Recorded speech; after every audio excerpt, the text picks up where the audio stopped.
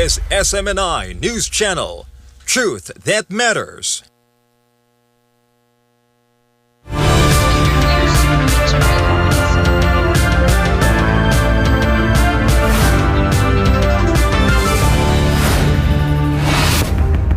In the headlines, first in the U.S., Zohran Mamdani has been sworn in as New York City's new mayor, making history as the city's first Muslim mayor and his first immigrant mayor in more than a century.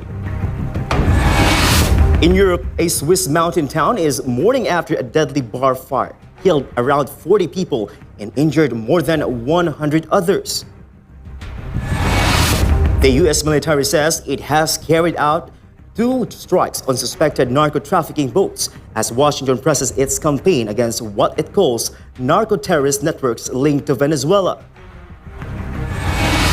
In South America, Colombian President Gustavo Petro says naval and air forces have seized 4 tons of cocaine in waters near the Caribbean city of Cartagena. Turning to East Asia, China's military staged drills north of Taiwan with offers stress their readiness to respond immediately to threats and their commitment to defending territorial integrity. In South Korea, thousands brave freezing temperatures in Seoul to ring in the new year at the iconic Lotte World Tower as fireworks and celebrations welcome 2026. And finally, the new year began on a high note in Abu Dhabi, where the Sheikh Zayed Festival lit up the skies at Al Watba with world record fireworks and one of the largest drone shows ever staged. I'm Prince Tripoli. Newsline World starts now.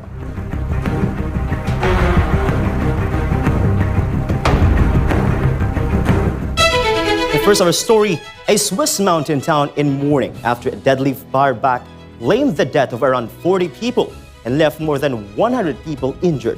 Omar Fusuelo for the details. Flowers and candles now line parts of Crans, Montana, where mourners gathered to remember victims of a deadly fire at the Le Constellation Bar. The blaze broke out strongly after 1:30 a.m. local time, killing around 40 people and injuring at least 115 others, according to police. Local officials said the bar was hosting a young, festive crowd at the time of the fire. Victims with serious injuries were rushed to hospitals in Zion and other cities, including Lausanne and Zurich. Emergency services struggled to cope with the scale of the disaster. The cause of the fire also remained a mystery. Swiss authorities stressed the incident was a fire, not an attack, saying no explosive device was involved. Even though some witnesses reported hearing blasts, investigators are still examining the cause, with unconfirmed accounts suggesting birthday candles on a champagne bottle may have sparked the blaze. Swiss President Guy Parmelin, who personally went to the scene of accident, described the fire as one of the worst tragedies in the country's history, saying the loss was sudden, brutal, and deeply felt nationwide. Reporting for Newsline World, Almar Forsuelo, SMNI News. Zohran Mamdani was sworn in as the new mayor of New York City, marking a historic milestone as the city's first Muslim mayor and its first immigrant mayor in more than a century. Paul Montibon tells us more. New York City ushered in a new chapter of leadership as Democratic Socialist Zohran Mamdani took his oath of office in Lower Manhattan. Congresswoman Alexandria Ocasio-Cortez and Senator Bernie Sanders joined supporters in New York City as Mamdani was officially inaugurated as the city's new mayor. Ocasio-Cortez welcomed the crowd, calling the moment historic and inclusive. My deep honor and privilege to welcome you to the inauguration of our new mayor of New York City, Zohran Mamdani. Zohran Mamdani will be the first Muslim mayor of our great city. He will be our first immigrant mayor in over a century. And he will be the youngest mayor of New York City in generations. But most importantly, Zohran will be a mayor for all of us. Senator Bernie Sanders also praised Mamdani's grassroots campaign, calling it one of the biggest political upsets in modern U.S. history. You shared your dreams and your hopes for the future of this city. And in the process, you took on the Democratic establishment, the Republican establishment, the President of the United States, and some enormously wealthy oligarchs. And you defeated them in the biggest political upset in modern American history. Mamdani, 34, took his oath on a Quran in a long-closed subway station beneath the city hall. Later, in his speech, Mamdani promised unity, accountability, and inclusive leadership. Mamdani stressed that his administration will serve all New Yorkers, including those who did not support him. Mamdani leaned heavily into his democratic socialist ideology, saying that he was elected as a democratic socialist and will govern as one. I know there are some who view this administration with distrust or disdain, or who see politics as permanently broken. And while only action can change minds, I promise you this: if you are a New Yorker, I am your mayor. Regardless of whether we agree, I will protect you, celebrate with you, mourn alongside you. I was elected as a democratic socialist, and I will govern as a democratic socialist.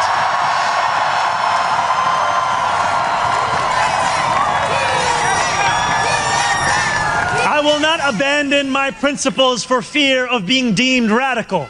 For God and my beloved country, the Philippines, reporting for Newsline World, this has been Paul Montibon, SMNA News. Large crowds gather at Tokyo's famed Shibuya Scramble Crossing the Welcome 2026, even as local authorities canceled official New Year's Eve celebration for the 6th straight year over safety concerns. Joy Tabana reports. As midnight approached on Wednesday, hundreds of revelers assembled at the world-famous intersection. Digital flags on nearby buildings counted down to 0. Cheers erupted as the new year arrived. やっぱりだんだん元気がなくなってきてるんで、元気が出るように、もっともっと頑張っていかなきゃなって感じです。なんかだんだんこういろんなものが小さくなっていってる感じです。日本の中で。それを跳ね返すぐらいの感じでやっていかないといけないかな。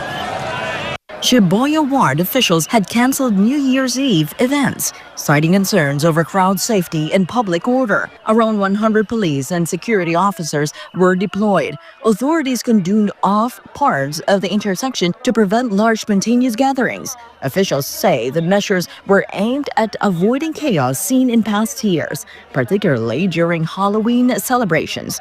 Shibuya last held an official New Year's countdown event in 2019, with authorities maintaining that safety concerns remain a priority. Joy Tabanao, your citizen correspondent reporting for Newsline World. Up next, the U.S. military says it has carried out 2 more strikes on suspected narco-trafficking boats as Washington presses its campaign against what it calls narco-terrorist networks linked to Venezuela. And in South America, Colombian President Gustavo Petro says naval air forces have seized 4 tons of cocaine in waters near the Caribbean city of Cartagena. More news when Newsline World returns.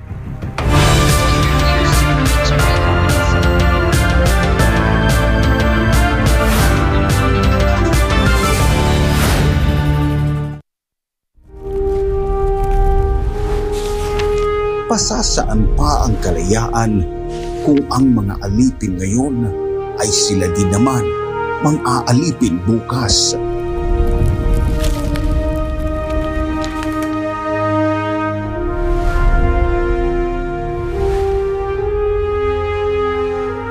Ibigin mo ang iyong bayan ng sunod kay Bathala, sa iyong kapurihan at higit sa lahat sa iyong sarili.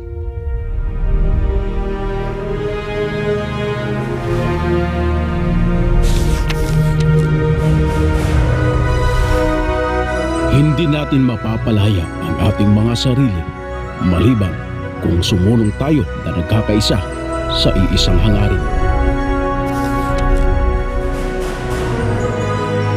Ang tunay na makabayan ay ang tumutupad ng pagpapabuti ng kanyang mga kapwa, gaano man kaaba ang kanyang katungkulan. Naway magsilbing paalala ang kanilang mga salita upang lalo nating mahalin at tapat na paglingkuran ang minamahal nating inang bayan.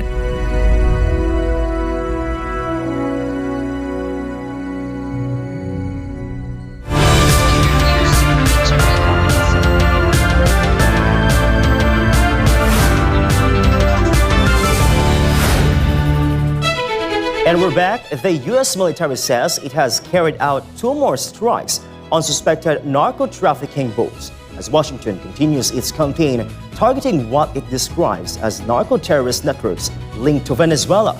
More of this from Carlo de la Peña. U.S. Southern Command says strikes against suspected narco-trafficking boats were carried out on Wednesday by Joint Task Force Southern Spear. The command said the operation was conducted under the direction of Secretary of War Pete Hegseth. According to U.S. Southcom, the vessels were operated by designated terrorist organizations, though no specific group was named. 5 people described as narco-terrorists were killed in the strikes, 3 on one boat and 2 on the other. The U.S. military says the overall death toll from the campaign since September 2025 has now reached 109.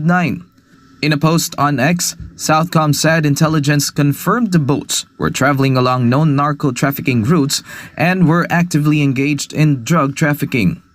The strikes follow an earlier operation on Tuesday when 3 additional boats were hit. The footage released from that incident showed people in the water, prompting the U.S. Coast Guard to launch search and rescue operations. The Trump administration has faced criticisms over an earlier so-called double-tap strike. Media reports claimed that follow-up strikes hit people clinging to wreckage. U.S. War Secretary Pete Hegseth denied a kill-everybody order. The U.S. has described the operations as part of a broader campaign against alleged Venezuelan narco-trafficking vessels.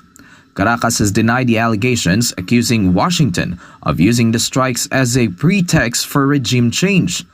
This week also marked the first reported U.S. land strike on what officials describe as a dock area. President Donald Trump later confirmed that operation. The Pentagon says operations will continue as intelligence identifies additional trafficking threats in the region. Reporting for Newsline World, this has been Carlo de la Peña, SMNI News. Colombian President Gustavo Petro says the country's naval and air forces have seized 4 tons of cocaine in waters near the Caribbean city of Cartagena. This report from Jane Cudnita. Colombia made another cocaine bust, with 4 tons confiscated in the waters of Cartagena City. Petro announced anti-drug operation on Thursday through his official X account. He said the seizure followed intelligence-led work combined with maritime and aerial tracking. Authorities were able to locate the vessel and secure the drugs before they left Colombian waters. Petro stressed the operation was carried out without any deaths or injuries. He said the whole amounts to what he described as around 10 million doses of cocaine. The crew members were placed at the disposal of judicial authorities for prosecution. Investigations are underway to identify those responsible for the shipment and dismantle the criminal structures linked to the cargo. The seizure comes amid heightened diplomatic tensions between Washington and Bogota. Days earlier, U.S. President Donald Trump accused Colombia of producing large quantities of drugs, claiming cocaine is shipped directly to the United States. Petro has defended his administration's security record, saying authorities have recorded more than 1,400 armed clashes with organized crime groups and 13 bombings, as part of ongoing efforts, supported by shared intelligence to dismantle drug networks and locate their leaders. Colombia remains one of the world's largest cocaine producers, despite years of military operations and international cooperation aimed at curbing drug trafficking. This has been Jane Cudnita, Global Citizen Correspondent, reporting for Newsline World. Bulgaria has taken a major economic step, officially joining the Eurozone and beginning the transition away from its national currency after years of preparation. Almar Foswello has more. The euro became Bulgaria's official currency on January 1, 2026, making the country the 21st member of the euro area. A brief transition period is in place. Throughout January, the Bulgarian lev and the euro will circulate side by side before the euro becomes the sole legal tender on February 1st. Citizens will be able to exchange levs for euros free of charge until the end of June. After that period, currency exchanges will incur a fee. The Bulgarian National Bank said it will continue exchanging levs for euros for as long as needed, but mandatory dual pricing of goods and services in both currencies will end on August 8, 2026. Officials and businesses groups have expressed confidence in the transition. Business leaders say retailers and markets are prepared for the change, while officials expect lower transaction costs to help stabilize markets. Bulgaria's euro adoption follows approval by the European Commission in June 2025 and formal authorization by EU leaders in July. Eurozone membership has been a long-standing goal for Bulgaria since joining the European Union in 2007. The Eurozone was launched in 1999 and now includes most EU member states, though 6 countries have yet to adopt the common currency. Reporting for Newsline World, Almar Foswello, SMNI News. When we return, China's military staged drills north of Taiwan, with officers stressed their readiness to respond immediately to threats and their commitment to defending territorial integrity. In South Korea, thousands brave freezing temperatures in Seoul to ring the new year at the iconic Lotte World Tower as fireworks and celebrations welcome 2026.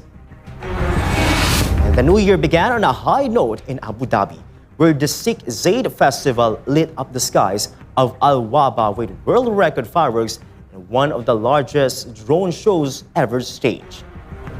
Stay tuned for more news.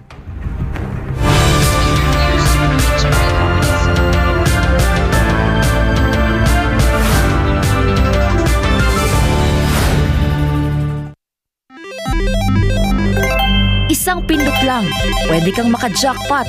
Mukhang masaya at easy money lang. Sa murang halaga, pwede ka na tumaya sa online gambling at e-casino apps. Mayroong sabong, slot machines, mahjong, poker at iba pa. Kailangan mo lang ng smartphone, e-wallet at internet. Pero ang aliw na ito, unti-unting nagiging bitag para sa mga Pilipino. Lalo na kung ang paborito mong artista o influencer ang mukha ng app. Mas madaling makaengganyo, diba? Parang safe naman kasi may kilalang mukha. Pero sa likod ng ngiti, sugal pa rin ang itinutulak. At syempre, mas madali ring itago ang pagkalulong sa bisyong ito. Walang pisikal na kasino o pasugalan, walang kaharap, walang accountability, kaya't mas lumalala ang adiksyon. Dagdag pa rito, maraming online gambling apps at walang regulasyon. Sa likod ng mga makukulay na interface at papremyo, nakatago ang problemang bumabalot ngayon sa bansa. Ang pagkalulong ng maraming Pilipino sa online gambling. Pwede maglaro kahit saan, kahit kailan, kahit sino, bata man o matanda,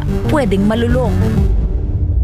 Ayon sa mga eksperto, ang pagkakalulong sa online gambling ay nagdudulot ng matinding stress at anxiety, pagkakabaon sa utang, pagkawasak ng pamilya, pagkawala ng tiwala sa sarili. At tulad ng ibang bisyo, may mga senyales ito tulad ng hindi makapagpigil kahit walang pera, palihim na tumataya, pagpapabaya sa trabaho, pamilya o sarili. Sa bawat taya, may mga taong tunay na kumikita, mga malalaking negosyante at investors na negosyo ang bisyo ng masa. Para sa kanila, perang pumapasok lang ito. Pero para sa ordinaryong Pilipino, kabuhayan at relasyon ang nauubos. At ang masakit, tila matagal itong nahayaan. Hindi ito naging prioridad ng mga nakaupo sa taas hanggang sa sobrang lumala at halos naapektuhan na ang buong komunidad. Ngayon, sa dami ng nalulong at sa laki ng pinsalang naidulot, saka palalong umugong ang mga panukalang batas para higpitan ng online gambling, gaya ng pagbabawal sa paggamit ng e-wallets para tumaya pagbabaya, pagtaas ng minimum bet, mas mahigpit na identity verification, pag-block ng mga illegal na gambling sites, at bawasan o ipagbawal ang mga ads na target ang kabataan.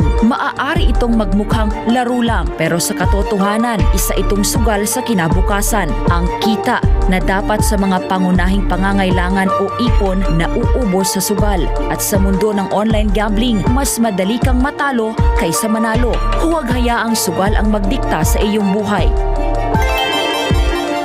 Isang paalala mula sa SMNI.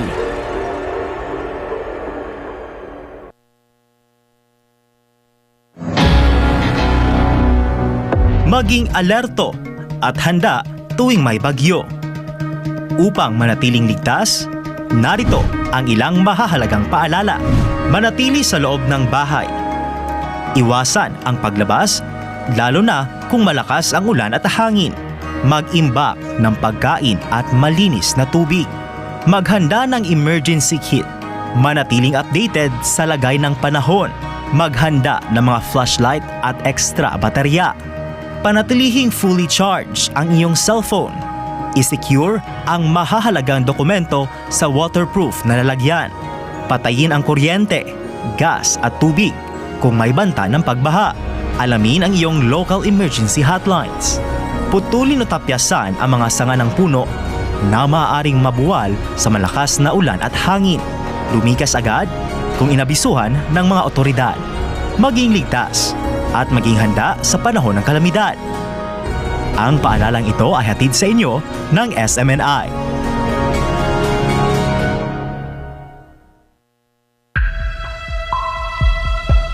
Sa kabila ng mga mas modernong kaalaman at teknolohiya, nananatiling matindi ang banta ng HIV sa Pilipinas. Pero gaano nga ba kalala ang sitwasyon? Ang HIV o Human Immunodeficiency Virus ay isang sakit na sumisira sa immune system ng katawan. Ngunit tandaan, hindi ito nakukuha sa simpleng pakikisalamuha. Hindi mo agad mararamdaman, pero unti-unti nitong pinapahina ang katawan. At kapag hindi naagapan, humahantong ito sa AIDS, ang huling yugto na impeksyon, kung saan halos wala ng panlaban ng katawan laban sa sakit. Patuloy na dumadami ang kaso ng sakit na ito sa Pilipinas. Isang nakababahalang pagtaas. Umabot na sa 500% ang itinaas ng HIV cases sa mga kabataang edad 15 hanggang 25.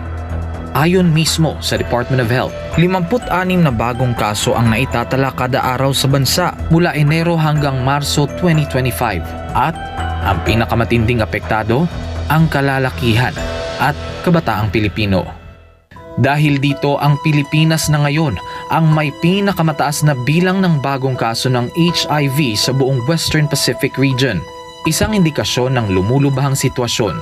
Kaya nananawagan ng Department of Health gawing opisyal at urgent ang laban sa HIV sa pamamagitan ng isang Public Health Emergency Declaration. Kalalakihan ng pangunahing apektado. 95% ng bagong kaso ay lalaki. Mahigit 1/4 ay kabataang nasa edad 15 hanggang 24. Habang wala pang deklarasyon, patuloy ang DOH sa mga sumusunod na hakbang: HIV testing, libreng gamot, self-test kits, at pakikipagtulungan sa DepEd para sa edukasyon sa mga paaralan. Isinulong rin ng DOH ang online patient appointment system para sa HIV patients. Layunin nitong gawing mas madali at mas personal ang pag-access sa libreng gamutan at konsultasyon. Ayon sa schedule ng pasyente, ang HIV ay hindi tulad ng flu. Hindi ito basta naipapasa sa hangin. Ito ay naipapasa sa pamamagitan ng personal na desisyon. Kailangan din nating pagtuunan ng pansin ang ugali, disiplina, at personal na responsibilidad. Isang paalala mula sa SMNI.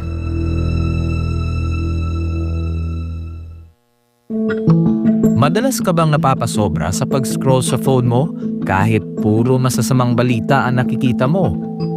Isipin mo ito. Nakahiga ka na sa kama, nagche-check lang ng phone bago matulog. Tapos, hindi mo na malayan, ilang oras ka na palang nagbabasa at nanonood ng mga balita tungkol sa digmaan, sakuna, politika at lahat ng masasamang nangyayari sa mundo, nakakaramdam ka na ng kaba at pagod. Pero tuloy mo pa rin ang scroll mo. Ang tawag dyan ay doom scrolling. Ito ang habit ng paulit-ulit na pagtingin sa mga negatibo o nakaka-depress na content tulad ng digmaan, krimen o problema sa mundo. Nakaka-stress pero hindi mo pa rin mapigilan. Ayon sa isang pag-aaral ng Texas Tech University, ang sobrang konsumo ng masasamang balita ay nauugnay sa pagtaas ng stress, anxiety at pisikal na sintomas gaya ng pagkapagod at sakit ng ulo. Ayon naman sa Harvard Health, ang doom scrolling ay nagpapataas ng fight or flight hormones tulad ng cortisol at adrenaline na nakakapagpabigat ng isip at katawan. Nakakaapekto ito sa iyong mood, tulog at maging sa mental at physical health mo. At kapag naman puro memes at random na content ang pinapanood mo ng sunod-sunod hanggang sa mawalan ka na ng gana na mag-isip at gumawa ng iba pang gawain, ang tawag naman diyan ay brain rot. Sa Gen Z at tinatawag na internet culture, ang brain rot ay overconsumption o sobrang tagal na panonood ng paulit-ulit, mababaw, magulo o walang saysay na content online hanggang sa parang manhid na ang utak mo. Kapag nasobrahan, syempre, nakakasama. Nawawalan ka na ng focus, nawawala ang motivation, hirap mag-isip ng malalim, parang lutang o foggy ang utak. Masaya sa simula, pero kapag sobra, napapagod ang isip mo. Nahihirapang mag-concentrate at parang lutang. Mas delikado pa ito sa mga bata dahil ang utak nila ay nasa proseso pa ng pag-develop. Kaya mas malakas ang epekto ng doom scrolling at brain rot sa kanila. Maaaring makaapekto sa pag-aaral, pag-iisip at pakikitungo sa iba. Ang higit sa 4 na oras ng screen time araw-araw sa mga kabataan ay konektado sa 35 to 88% na mas mataas na posibilidad ng depresyon, anxiety at stress. Base ito sa isang malawakang pag-aaral sa Brazil. Kaya, maging balanse. Magpahinga sa screen, magbasa, makipagkwentuhan, magdasal, maging present lagi. Alagaan ang iyong isipan. Kung anong itinatanim sa isipan mo, yun ang lalago.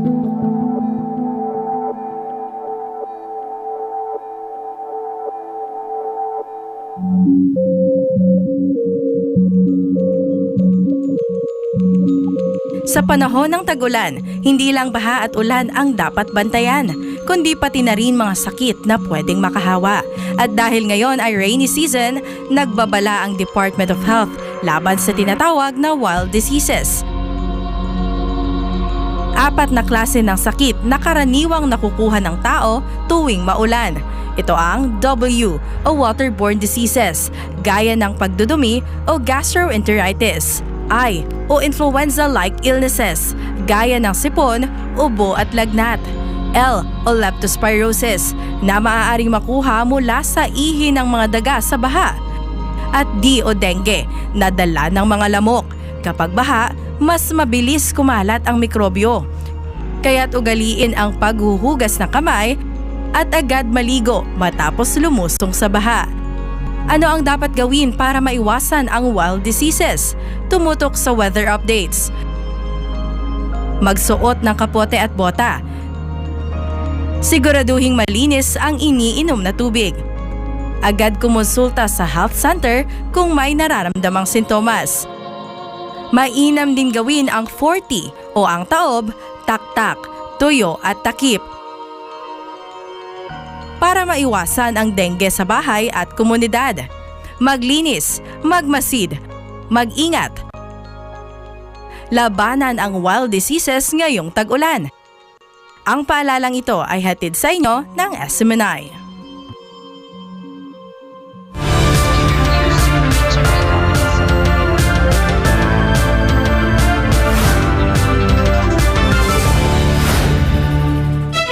And we're back. Dozens of businesses in San Pedro Sula, Honduras were destroyed in a massive market fire, leaving shopkeepers to clear debris and salvage what they could while authorities investigate the cause.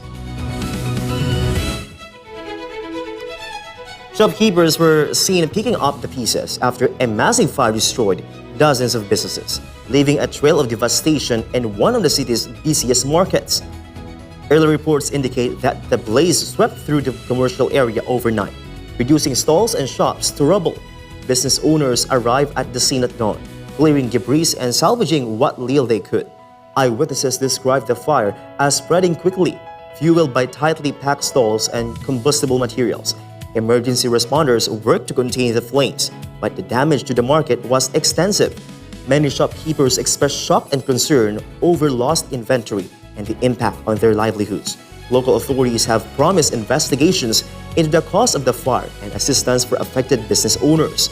The San Pedro Sula market fire is a stark reminder of the vulnerability of small businesses to such disasters as residents and shopkeepers begin the long process of recovery. A shocking New Year's Eve drone attack in Russia's Kherson region has left at least 24 people dead, including a child, and dozens more injured after drones struck a crowded civilian venue during holiday celebrations. Franco Baranda reports. What should have been a moment of celebration turned into tragedy as a drone strike hit a crowded civilian venue in Russia's Kherson region, killing at least 24 people, including a 5-year-old child. Russian authorities say the deadly drone strike occurred shortly after midnight in the Black Sea coastal village of Korli, where civilians gathered inside a cafe and hotel to celebrate the new year. According to the regional governor, at least 3 unmanned aerial vehicles hit the crowded venue. One of the drones was reported to be carrying an incendiary mixture, triggering a massive fire that rapidly spread through the building. More than 50 others suffered injuries of varying severity. Graphic images released by the regional press service showed near total destruction at the site, with extensive fire damage and debris scattered across the area following the blaze. The governor described the attack as a deliberate strike on civilians and compared it to some of the deadliest incidents earlier in the conflict. Russian officials linked the attack to what they described as a broader campaign of Ukrainian drone strikes, citing a recent attempted attack on President Vladimir Putin's residence in the Novgorod region, which Moscow also condemned as an act of state terrorism. The Kremlin said the latest raid was aimed not only at Russian targets, but also at undermining ongoing diplomatic efforts to resolve the conflict. Gennady Gatilov, Russia's ambassador to the United Nations in Geneva, condemned the strike and called on international human rights bodies to respond, warning that silence would amount to complicity.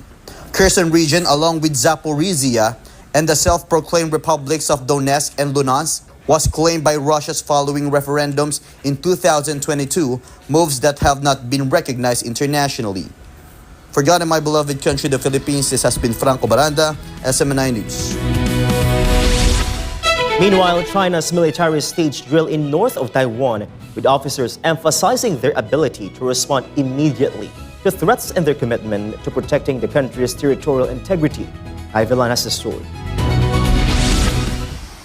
China's military conducted a series of live fire drills in the waters of north of Taiwan, with officers emphasizing full combat readiness and ability to respond at any time to safeguard national sovereignty. The Eastern Theater Command of the People's Liberation Army mobilized multiple batches of aircraft and naval units in coordinated exercise designed to test identification, warning, expulsion, and simulated strike capabilities. 我们连续出动多批战机，联合海军舰艇编队，开展查证识别、警告驱离、模拟打击等科目演练，有效检验了海空协同一体风控能力。我们全时待战，随时能战，时刻做好一切准备，坚决捍卫祖国利益和领土完整。Ground forces also took part conducting live fire drills aimed at designated maritime areas north of Taiwan, testing their ability to block access and defend territorial claims. 我们亲令对台岛北部预定海域进行火力试试，有效检验了战时封岛锻炼作战能力，达到了预期效果。Officers highlighted the determination and morale of troops, stressing their readiness to strike on command. 作为陆军新智新预作战力量，我们全体指战员整个带弹，斗志昂扬，有坚定意志、坚强信心、坚强决心、强大能力，捍卫国家主权和领土完整。只要统帅一声令下，随时雷霆出击，坚决粉碎一切分裂祖国的图谋和行径。 The drills come amid heightened regional tensions as China continues to assert its military presence in the Taiwan Strait and surrounding waters. Reporting for Newsline World, Kai Bilan, SM9 News. Thousands of people braved freezing temperatures in Seoul to welcome the new year and the iconic Lotte World Tower despite freezing temperatures. Celebrations filled the city with hope, fireworks, and well wishes for 2026. Crowds filled the area around Lotte World Tower on New Year's Eve, braving the cold to take part in the countdown and celebrations.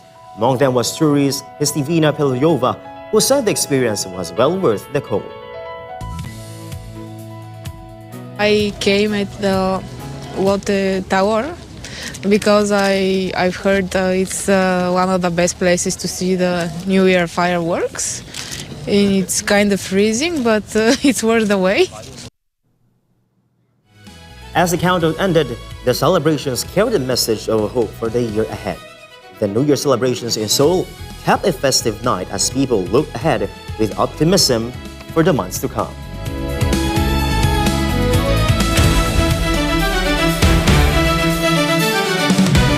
Tennis star Stefanos Tsitsipas admitted he nearly walked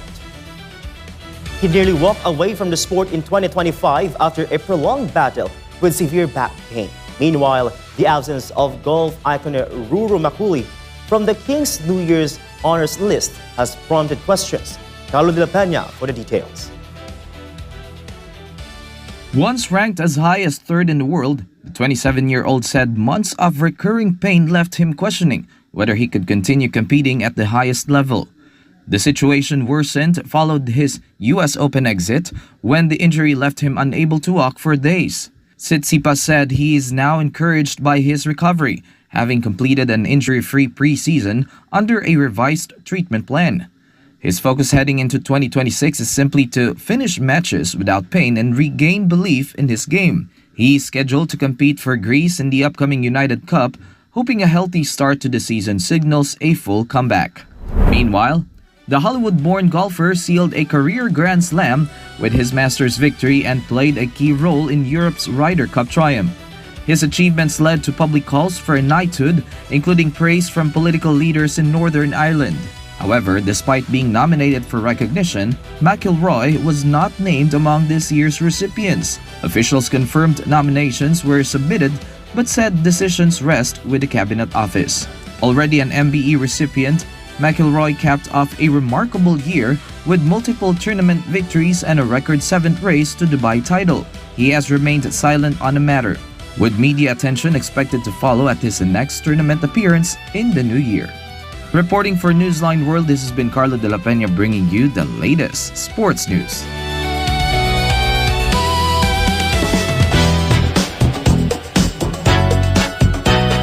Oprah Winfrey has revealed that the GLP-1 weight loss medication she began taking in 2023 has not only helped transform her eating habits, but has also unexpectedly reduced her desire to drink alcohol. Meanwhile, the Filipino singer Gwen Dorado has soared to the final top 4 on South Korea's Singing Again 4. Kai Villan has all the buzz. Media mogul Oprah Winfrey is opening up about an unexpected side effect of the weight loss medication she began taking in 2023, a reduced desire to drink alcohol. In an interview with People magazine, Winfrey revealed that GLP-1 medication she has been using for nearly 2.5 years has not only reshaped her relationship with food and exercise, but also eliminated her taste for alcohol. Winfrey said the drug helped quiet long-standing food noise and encouraged healthier habits, calling the change both surprising and transformative. She has previously spoken publicly about her weight loss journey, emphasizing that the medication is just one part of a broader commitment to health and balance.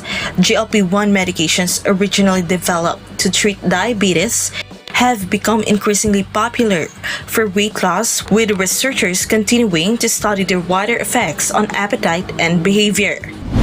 Meanwhile, Filipino singer Gwyn Dorado has delivered another breakthrough performance on South Korea's hit singing competition Sing Again 4, earning a spot in the final top 4. Performing under alias contestant number 59, Dorado topped the round with a high score, securing first place and advancing to the finals of the JTBC program. Judges praised her commanding stage presence and vocal power, which once again set her apart from the competition. Dorado's continued success on Sing Again 4 has drawn growing attention from both Korean and international audiences as she moves one step closer to the championship. The finals of Sing Again 4 are set to air later this month, with Dorado representing the Philippines among the show's strongest contenders. Reporting for Newsline World, Kai Villan, SM9 News.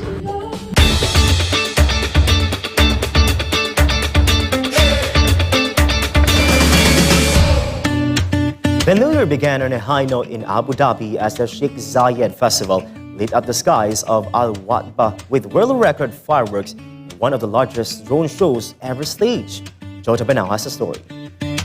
The Sheikh Zayed Festival in Al Watba, Abu Dhabi, lit up the final night of the year with grand-scale celebrations, captivating thousands of visitors with synchronized light shows, fireworks, and breathtaking drone performances. Festival grounds were filled with spectators as elaborate visual displays illuminated the night sky. One of the evening's highlights was a moving drone show portraying the UAE's late founding father, Sheikh Zayed bin Sultan Al Nahyan, alongside President Sheikh Mohammed bin Zayed Al Nahyan, symbolizing continuity, leadership, and national pride.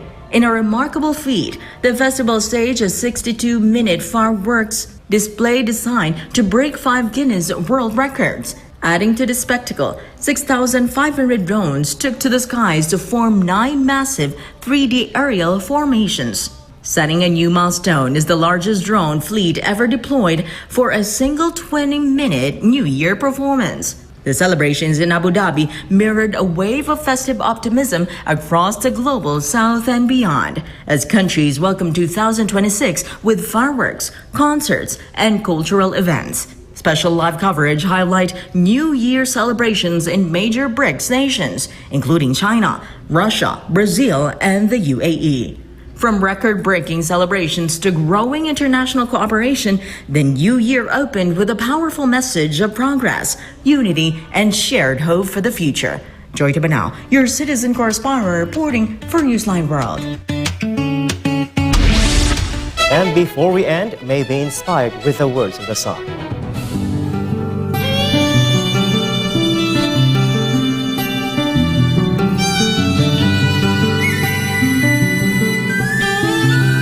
In everything you want to do, if you are committed, you are consistent, you will succeed.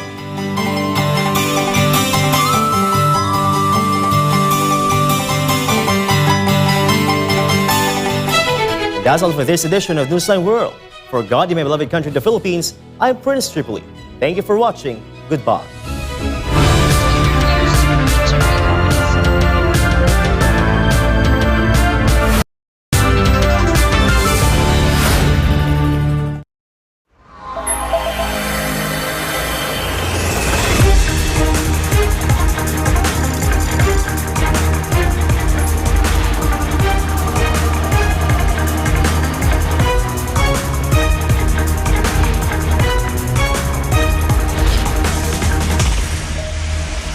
This is SMNI News Channel.